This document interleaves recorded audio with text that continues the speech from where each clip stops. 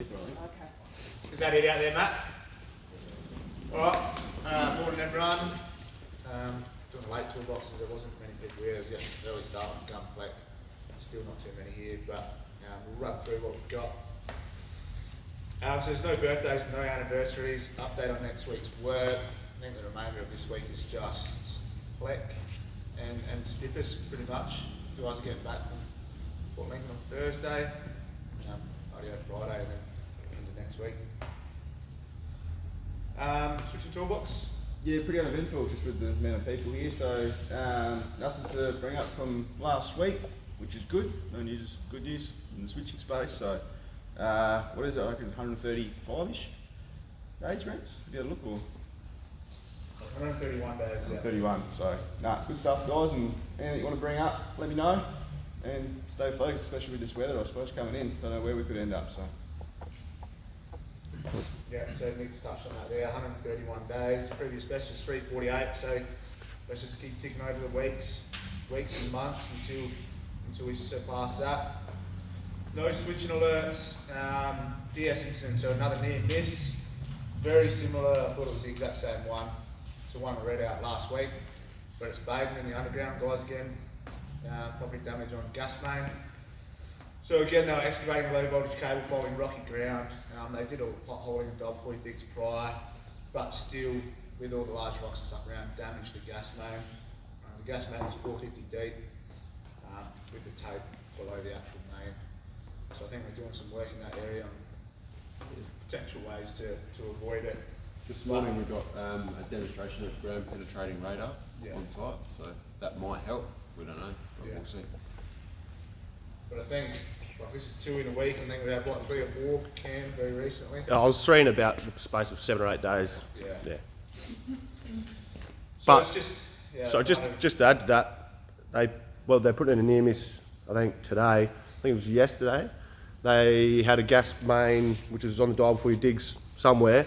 They actually ended up finding it 4 metres away just by luck, and didn't damage it obviously. So. Things aren't always how the dials say, so that's where this raid I think will be quite handy as well. The way I've read these, I don't think we're doing anything wrong. It's just, plans aren't always right, and there's a lot of times things aren't on plans. So it's just a reminder to stay vigilant when we are excavating. Some performance feedback from the guys at Manham, from Theo Van Munkoff. What do you call him? Safety consultant? Business partner. He was my old boss. He's in safety. Yeah. So he was outside doing an audit. I was actually there that day too, and he's giving some feedback. So he was at Manham last Friday observing our group, performing some prep work for cable hauling. It was on quite a difficult section of the Manham's job. We were almost swinging down a cliff. We had a drone out there running rope, basically string, and then we were pulling through Telstra with that, and then the tech mark rope through from there. So we've got some dot points. Showed very good teamwork, conducted an effective pre-start with good engagement from the team members and others at the work site. Leaders gave opportunity for their team members to contribute to the decision making. They genuinely appeared to enjoy the work in each other's company. They interacted well with the drone pilot and applied and effectively managed controls to mitigate the risk. So he said it was a good experience for himself and well done. So that probably directly affects the guys on site, but I think it just sort of speaks about the culture we've got here, and how we're all quite a good team environment. So if we keep that up, people are noticing. It's good to get that feedback. A reminder that smoking in any vehicle, including my vehicles, is not allowed.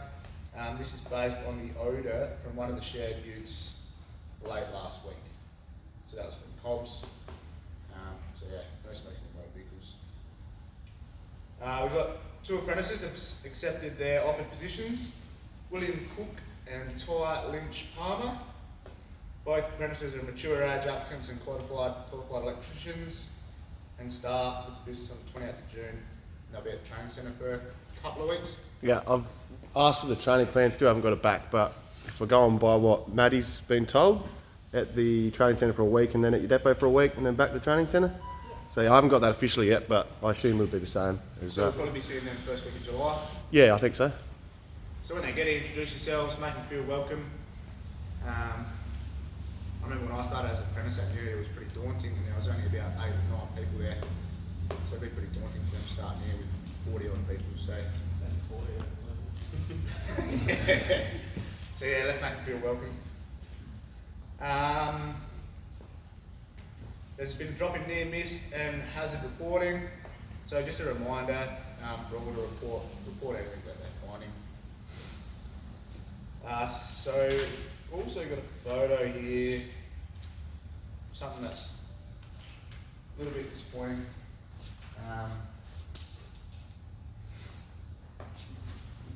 Crews on the weekend, clean work, Yeah. borrowing somebody else's truck, so not their own truck. They've left it in a bit of a state for whoever's truck it was that come to work on Monday. So 10 or 20 minutes and we could have that cleaned off. So let's try and take care of our gear, especially other people's gear. Especially if you're using someone else's truck, like this particular person, along with everyone yesterday, coming to work early, 6, big day, went out to their truck, chucked their gear on, and that's what they found in front of them. So it's not good enough. If you, for some reason, you can't do it the day before, make sure you contact the person whose truck it is and get into work before them, and make sure it's cleaned off before they take it out. Because you wouldn't like it on your truck if you had the same situation. Look after each other. Ratchet straps taken off the traffic ute. So the little blue straps that you use to hold your signs in. Yeah. Someone's taken them off of his ute. Obviously didn't let you know. And it was lucky that you didn't walk around and notice that your signs weren't tied in before leaving the depot. But should have plenty of ratchet straps around. If it was a weekday, I know we've definitely got some in the dungeon, so we should be going greedy first or something like that. If you are to borrow something, and especially something like that that's actually used to restrain a load daily, let them know, or put a sticky note on the windscreen, or just something. Don't just go taking stuff without letting anyone know. A couple of safety alerts, so low voltage flashover in a Hilltop Junction pit. Yeah, I got that one. So it was Anguston South. They went to a call out. Service had flashed over. Well, there's a fault in it, no power. So they replaced the service and while connecting a new one into the Hilltop Junction box, the user applied for twisted in and flashed out between active and neutral. So it just, I don't have anything written here about how to control it, but just keep an eye out for it on. You can't get in safely. Remove the tabs. And found damage doing beating that. Yep, no, I got that. So the Glove and Barrier boys out of Mount Barker, end of last month, prepping for Glove and Barrier job, found a small cut in one of the mats. It's only 2 years old, but just with the general wear and tear, just happened to get a cut in it. So they reported it and it's been taken out. Just keep an eye on all the mats. I mean, obviously our LV mats are different, but just make sure they're in good working order before we use them. Good. That's all I got. Anyone got anything to add? Just an update on the brown DF fuses. We obviously met last week. One of the suggestions that came out of that is when you look on the ADMS system, you can see if the switch has been operated frequently. So obviously if it hasn't been operated for 10 years, that might be a higher risk or higher concern. But if it's a frequently used switch, then it's probably less likely that it's going to fail. They also said if one fails, the mandate is going to be to replace all 3, and all of those switches will go back to network. We'll send you the contact details out so that they can investigate it. They're also going to go back through the past year's failed DF bases and either put a EWP up or a drone up to have a look at the batch number of the insulators and see if there's some commonalities in what is failing. So there is some progress, they're taking it seriously, but SAPN can take time to make these decisions. Obviously it's a very big decision. Just bear with us. Cool. Obviously with the weather, take the extra 5 or 10 minutes to get out to site. Yeah, be careful. It's obviously not going to be a very pleasant day out doing some load switch installs, but yeah, just take care.